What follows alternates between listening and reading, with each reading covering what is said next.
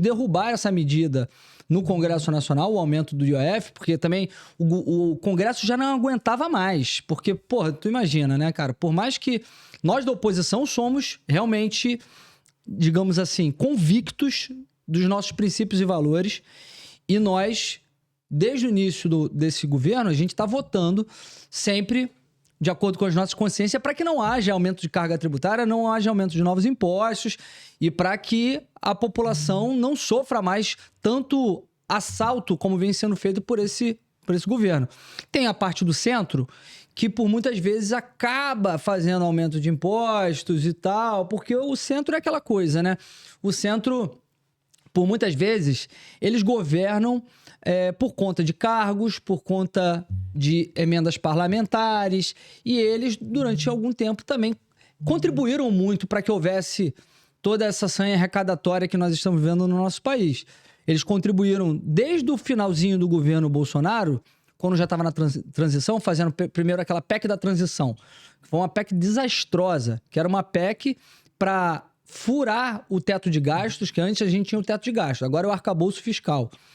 Aí furava o teto de gastos em mais de 200 bilhões de reais para serem gastos, acho que em 3 anos, se eu não me engano, mais de 200 bilhões.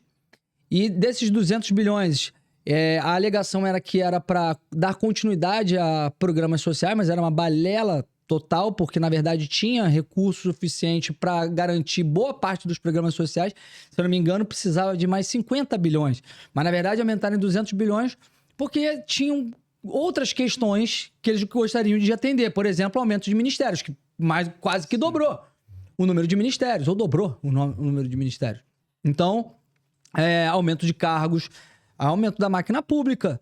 E ainda colocaram um dispositivo na PEC da transição para acabar com o teto de gastos via lei complementar e criando o arcabouço fiscal. E o Centrão, ele contribuiu com tudo isso. Então, eles têm que também assumir a sua parcela de culpa nesse cenário.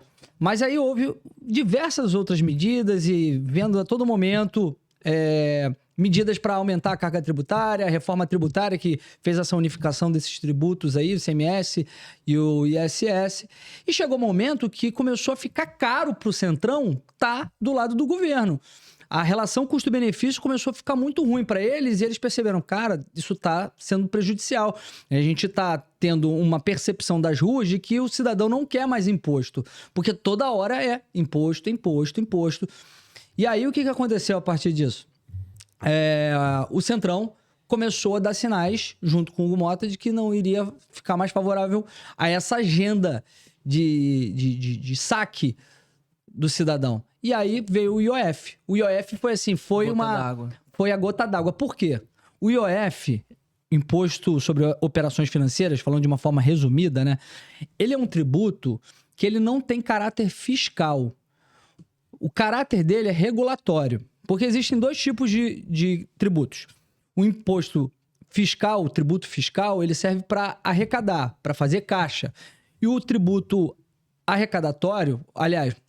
regulatório, o imposto, o tributo regulatório, ele tem fins de regulação da economia, para proteger a indústria nacional, para fazer um equilíbrio na nossa economia, para que haja uma regulação. Balança comercial. Exatamente, proteger, digamos assim, a inflação, para você conseguir reverter o cenário de inflação.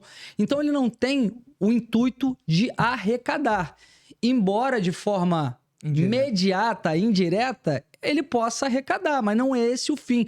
O governo Lula teve a intenção de aumentar o IOF para fazer caixa, para arrecadar.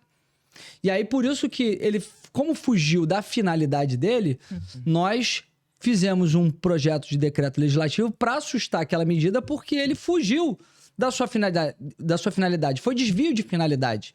E foi acertado que nós fizéssemos aquilo, porque com aquele aumento de IOF, eles estavam querendo arrecadar, era mais de 6 bilhões. E, assim, inconcebível. Ainda mais utilizando de uma forma que não era a finalidade para aquele tributo. E aí, Alexandre de Moraes fecha novamente o Congresso com uma caneta, ele susta o nosso decreto, o nosso projeto de decreto legislativo que sustava esse decreto do Lula, demonstrando que, na verdade, eles estão governando em consórcio. Está muito difícil, né? Como eu sempre digo, hoje em dia nós vivermos no nosso país, porque nós temos um governo que é um desastre na economia, incompetente demais, um governo que gasta muito mais do que arrecada, que flerta não, que tem uma relação extremamente promíscua com o Supremo Tribunal Federal. Eles governam o país juntos e fazendo essa ditadura do judiciário que a gente está vendo. Fechando o Congresso Nacional, desrespeitando as decisões do Congresso Nacional, perseguindo as pessoas no nosso país. Realmente é um momento muito difícil no que nós estamos vivendo, mas é um momento também que nós percebemos que nós estamos vivendo um ponto de inflexão. Porque a partir do momento em que o governo vai tão mal assim, a população começa a ficar com saudade.